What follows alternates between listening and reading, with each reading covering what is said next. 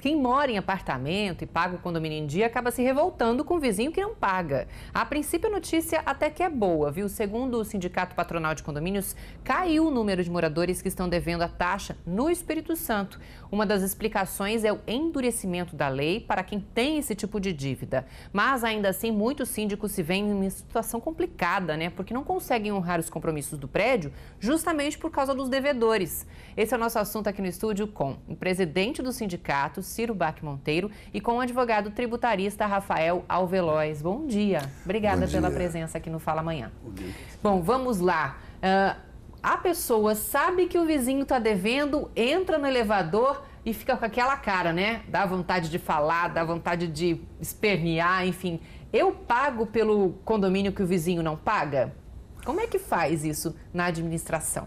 Essa é uma relação muito, assim, tênue, porque todos são proprietários.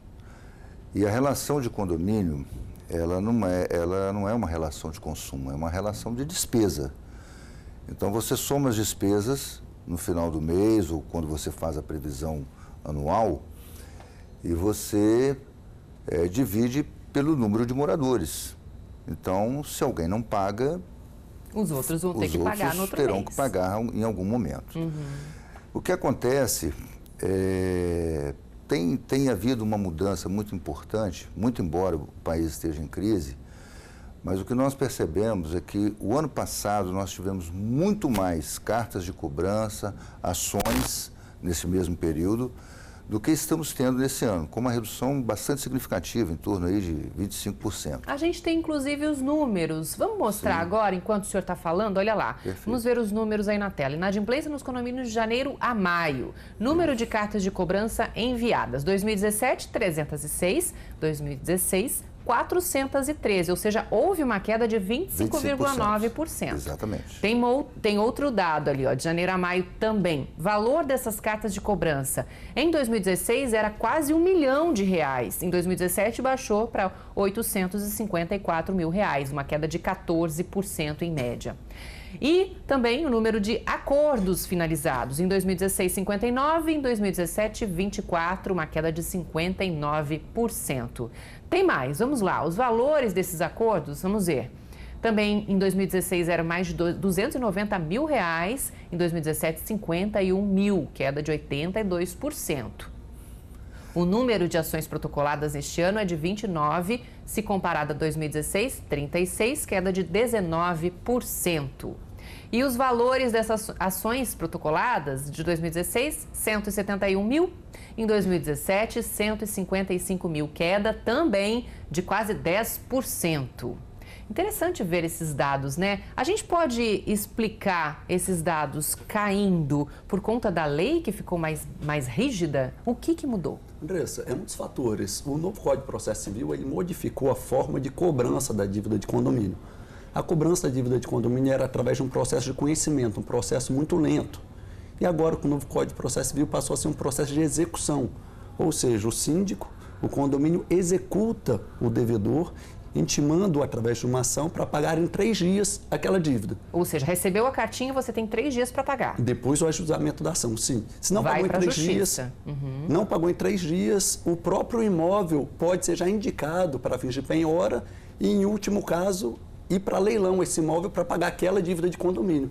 Então, um processo que antes poderia demorar anos, hoje pode demorar meses, a depender do Poder Judiciário. Então, a punição pode ser perda do apartamento, quando o proprietário é o morador, e quando é inquilino? Da mesma forma. Quem deve o condomínio é o proprietário. A relação é condomínio e proprietário. Não quer dizer que o proprietário tem que pagar o condomínio, mas se aquela pessoa que está morando no local, pagando aluguel, não pagar, ele tem que pagar sim. Exatamente. O proprietário é o responsável final pelo pagamento do condomínio. Então, se o inquilino não paga o condomínio, o proprietário é obrigado a pagar aquele condomínio sob pena de perder aquele imóvel para pagamento dessa dívida de condomínio. E de forma muito rápida. De forma muito rápida. Tá certo. Olha, para exemplificar o tamanho da inadimplência que muitos edifícios têm, nós separamos o extrato descritivo de um condomínio em Itaparica, Vila Velha, que mostra a dívida por edifício e andar. Vamos dar uma olhada? Olha só, inadimplentes até 3/5 de 2017, tá errado ali, mas é 2017. Olha lá, no primeiro andar, R$ 392, no segundo andar, R$ 10.000, tem dívida no quarto andar, no oitavo, olha no nono, mais de 5 mil, no 11º, 6 mil, um total de R$ 28.000 de débitos de condomínio, né? Aqui é por edifício, né? Cada edifício daquele condomínio todo, esse daí tem 28 mil e no total mais de R$ 552.000, R$500 mil em débitos de condomínio. É para o síndico realmente ficar enlouquecido, né? Vamos lá, nós separamos também mais um extrato aí, ó. Vamos ver. Por pavimento, inadimplência geral ali, agora é o total que você vê nas imagens. Realmente, é muito complicado. Como é que o síndico faz uma situação como essa, hein? Pois é. O ideal é que não se deixe chegar, né, a isso. Uhum. Então, essa mudança no Código de Processo ela foi extremamente importante porque dívida de condomínio, você tem um juro muito baixo, que é de 2%, aliás, desculpa, multa de 2% e juro de 1% ao mês. Uhum. Então, assim, as pessoas não tinham essa preocupação de pagar o condomínio. O condomínio é a última coisa que se faz. Vou pagar cartão de crédito, banco, etc. E deixa para lá o condomínio. Até porque, como o condomínio é como se fosse uma associação, né?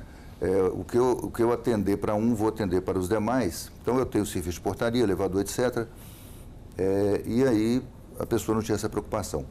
Com a mudança do Código de Processo, veio ajudar muito. Uhum. Porque você pode, como o Dr. Rafael falou, em 3 dias você consegue, esse é o sonho, né? Uhum. Mas você consegue em 15, 30 dias, pelo menos uma audiência para você poder ter uma solução desse caso. Isso ajudou bastante. Agora, o síndico não pode deixar isso elastecer.